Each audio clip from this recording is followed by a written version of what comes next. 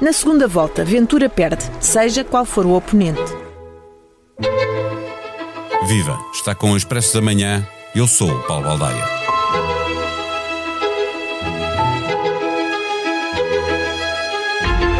A maratona dos debates frente a frente chegou ao fim. E falta apenas saber se confirma o debate com todos na RTP, agora que a lista final de candidatos saiu do Tribunal Constitucional com um novo recorde.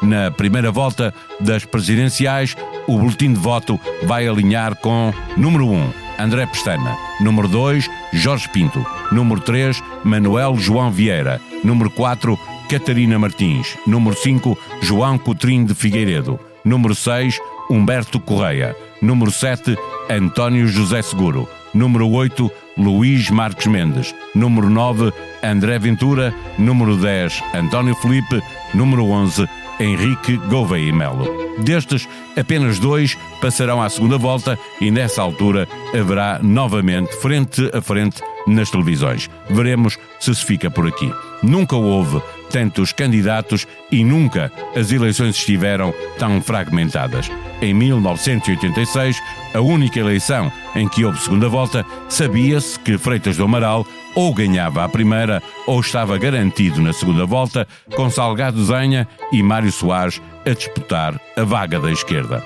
Maria de Lourdes Pintacilgo, a quarta candidata, estava fora desta corrida, tendo até admitido desistir, coisa que acabou por não fazer, dividindo os votos zianistas e favorecendo Mário Soares. Desta vez, o que está mais próximo da segunda volta é André Ventura, mas nem ele está garantido. E há mais 4 candidatos, Marques Mendes, Gouveia e Melo, Seguro e Coutrinho, com reais hipóteses de disputar a segunda vaga.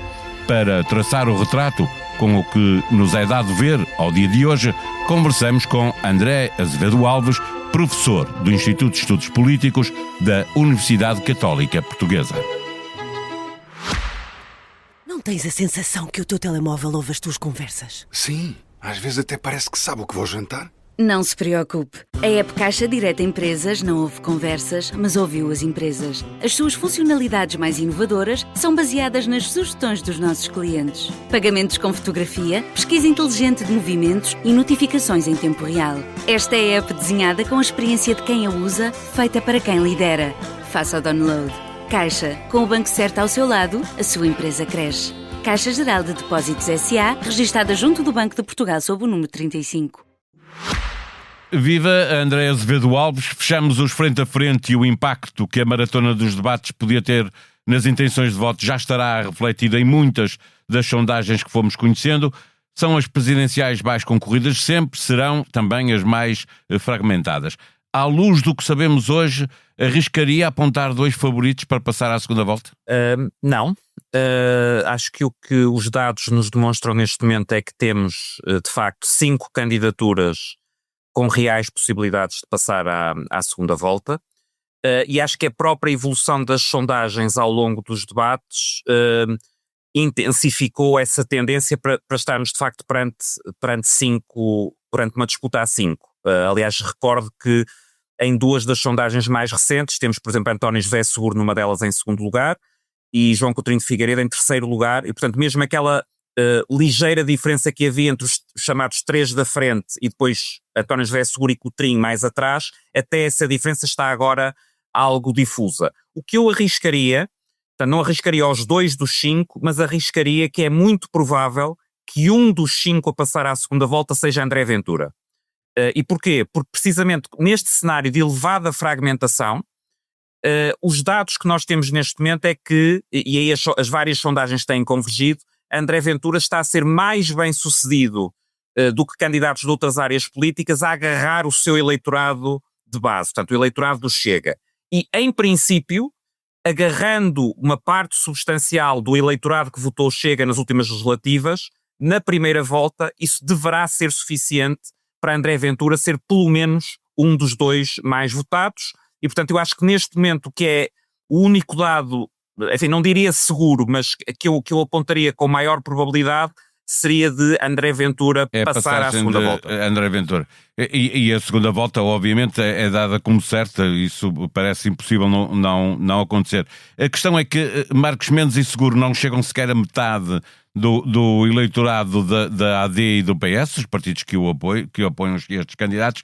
Pergunto se isso favorece aqueles candidatos que são mais transversais, que vão a eleitores de vários partidos. Estou a pensar sobretudo em Gouveia Melo e Coutinho Figueiredo, mas também vimos que isso acontece um pouquinho com António José Seguro. Sim, os dados que temos neste momento também, olhando para as várias sondagens, é que quer Marcos Mendes, quer António José Seguro, eu creio que por razões diferentes, mas com resultados similares a este nível, não estão a conseguir, nem nada que se pareça, o pleno do que seria o seu eleitorado potencial de base, portanto a AD no caso de Marcos Mendes, o PS no caso de António José Seguro. Importa frisar que se qualquer um deles conseguisse junto do seu eleitorado de base, digamos assim, o mesmo que André Ventura parece estar a conseguir, teria praticamente garantida, quer Seguro, quer Marcos Mendes, a passagem à segunda volta, porque isso seria mais do que suficiente, como em princípio será para Ventura, para conseguir essa passagem. Há aqui um fator que obviamente que tem um peso grande, que é Gouveia Melo. Portanto, à partida Gouveia Melo, como não tem essa base partidária, tendo uma votação substancial, mesmo que não passe à segunda volta, esses votos vêm de algum sítio. Como aparentemente não estarão a vir muito do Chega, porque André Ventura está aparentemente a conseguir manter fidelizado esse eleitorado, por maioria de razão, não sobra muito mais, ele estará a vir do PS e do PSD. E depois há Coutrinho, no caso de Coutrinho, claramente há uma, enfim, logicamente, esse eleitorado será mais um eleitorado centro-direita e direita, e portanto eu julgo que a candidatura de João Coutinho Figueiredo é também um dos fatores principais para explicar as dificuldades de Marcos Mendes para pelo menos conseguir consolidar uma parte substancial do eleitorado centro-direita. O eleitorado da AD é claramente o segmento maior do eleitorado, é o partido com mais votos. Não há, já esteve aqui a explicar que algum deles está, obviamente, já com Marcos Mendes, uma parte mais pequena pode ir até para Seguro, sobretudo uma parte mais significativa para Coutrinho. Não sobra nada, não há aqui muitos indecisos ainda. Há muitos indecisos ainda. Nós sabemos altura, por dados de sondagens do Bocador nas eleições anteriores que há uma parte substancial do eleitorado que decide na última semana e até nos últimos dias, e nomeadamente no último dia.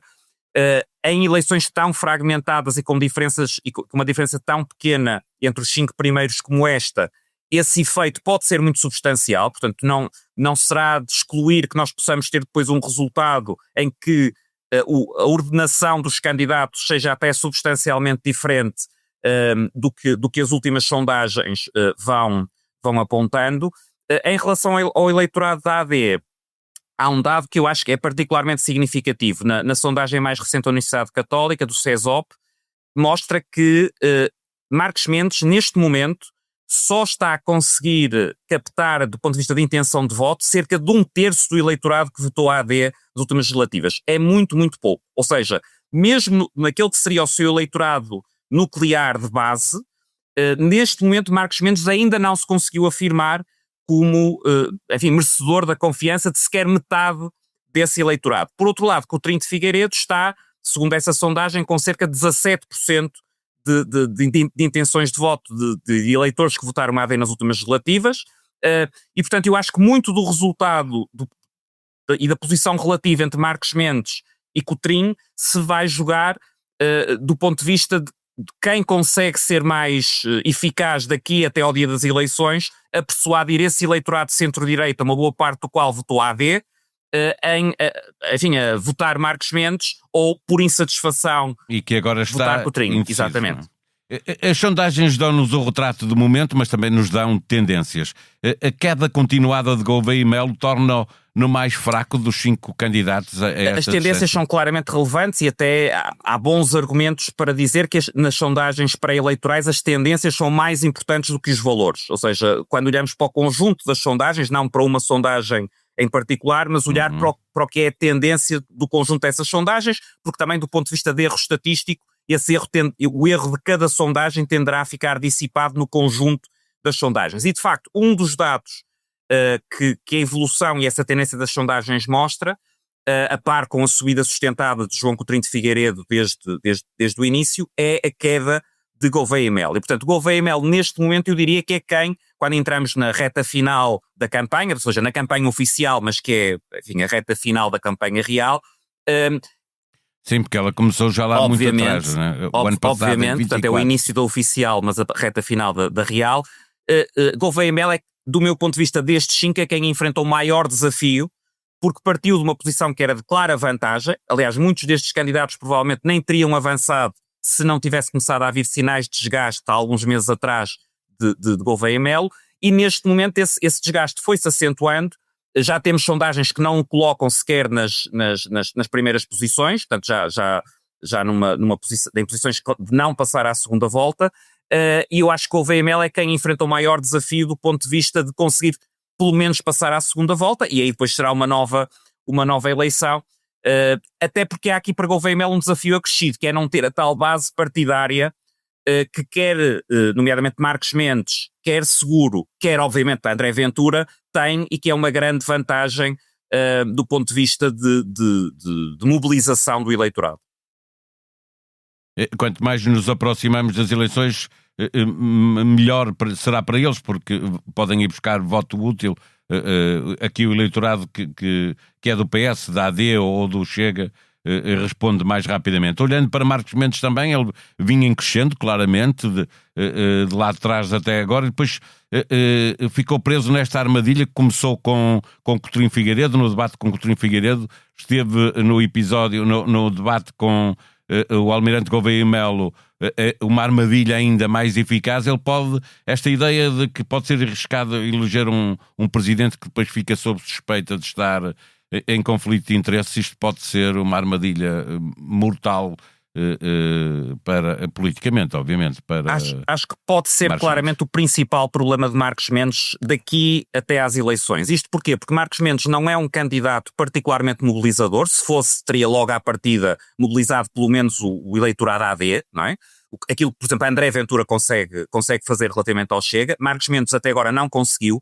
E se adicionarmos a isso, digamos, se esta imagem que foi passada, eu diria que até mais vincada no debate com Gouveia e Melo do que com João Coutinho de Figueiredo. Acho que, aliás, o debate de Marcos Mendes com Coutinho correu melhor a Marcos Mendes do que o debate com Gouveia e Melo. Esse último debate correu francamente mal a Marcos Mendes. Se essa imagem de facilitador de negócios, de lobista, como Gouveia e Melo, cara a cara com Marcos Mendes, lhe colocou passar, ela pode ter o efeito de, neste muito eleitorado que está indeciso ou que não está particularmente predisposto, apesar de ser eleitorado de centro-direita, a votar em Marcos Mendes, de dificultar essa mobilização. E se isso acontecer, e se esses votos, enfim, ou se esses eleitores ou não votarem, ou preferirem, por exemplo, António José Seguro, ou João Coutinho de Figueiredo, ou o próprio Gouveia e Melo, isso pode colocar Marcos Mendes perante o risco de facto não ir à segunda volta, apesar da partida ser aquele candidato que teria melhores condições pela sua base eleitoral de o conseguir. Finalmente, para fecharmos a nossa conversa, quase voltar ao início dela, há sondagens para todos os gostos ou as sondagens estão basicamente a dizer-nos mais ou menos o mesmo? Nós é que estranhamos porque há aqui muitos candidatos. Sim. E portanto uns aparecem em segundo uma vez ou têm quinto e não sei o quê, mas os resultados não andam muito longe. Eu diria que com poucas exceções as sondagens estão a dizer mais ou menos o mesmo. Porquê? Nós temos 5 candidatos que estão num intervalo relativamente pequeno, portanto há alguns ali entre os 12%, 13% e os 20%, 21%, 22%. Se nós, em vez destes 5 candidatos, tivéssemos, por exemplo, 2 candidatos, um com 40%, outro com 30%, e de uma sondagem para outra tivéssemos, em vez de 40, 44, em vez de 30, 26, a diferença do ponto de vista estatístico dessa variação de 4 pontos seria a mesma que temos assistido nestas sondagens, mas a nossa percepção é que não era uma diferença tão significativa porque as posições relativas se mantêm. Como temos 5 candidatos que estão em muitas sondagens, não só os 3 primeiros, mas os 5 em empate técnico, estão dentro das margens de erro os resultados dos 5, não é? Somando e subtraindo a margem de erro, a nossa percepção é que depois estas variações de 2, 3, 4 pontos, porque alteram o posicionamento relativo, porque numa está em segundo e noutra está em quinto, ou numa está em terceiro e noutra está em primeiro, que elas são muito diferentes. Na verdade, na medida em que apontam estes 5 candidatos dentro desse intervalo relativamente reduzido de intenções de voto, elas são relativamente consistentes. Portanto, não há nenhuma sondagem que aponte qualquer candidato para lá destes 5, Catarina Martins, António Filipe, etc., por exemplo, dentro destes 5, ou em terceiro lugar, ou em quarto, ou em quinto. Portanto, desse ponto de vista, esta tendência é relativamente consistente. Depois temos um ou outro outlier, portanto, uma outra sondagem que dá resultados para um ou outro candidato mais diferentes, mas eu diria que o dado principal a retirar é que os 5 candidatos estão muito próximos e os 5 com possibilidades reais de passar ou não passar à segunda volta. Acho que aquele que está melhor posicionado, como disse, é André Ventura. E, por outro lado, depois as tais questões, devemos focar mais nas tais questões de tendência, ou seja, quem é que, de um ponto de vista geral, tem vindo a subir ou tem vindo a descer, do que propriamente se nesta sondagem tem 12,2 ou 12,5 ou 13 ou 14. Hoje proponho-lhe o podcast de Daniel Oliveira Perguntar Não Ofende. Presidenciais 2026 com António José Seguro. É útil a esquerda votar em Seguro? Mal querido por muitos dos seus camaradas, apoiado por tantos outros, tornou-se, perante a ausência de outras alternativas, no espaço socialista, na escolha inevitável do PS. O mal-estar tem mais de uma década, mas nem assim ficou enterrado num passado traumático. Apresenta-se como um candidato para lá dos partidos, apesar de ser, como Marcos Mendes, Coutinho Figueiredo e Catarina Martins, ex-líder partidário. Foi também secretário-geral da JS, deputado, eurodeputado, ministro e secretário de Estado. Afastado da vida partidária há muito tempo, hesitou dizer que é de esquerda e socialista, mas depois corrigiu. O candidato presidencial apoiado pelo PS é o convidado deste episódio do Perguntar Não Ofende. A sonoplastia é de João Martins. Nós vamos voltar na sexta-feira. Tenha um bom Natal, evite exageros consumistas e mantenha-se saudável.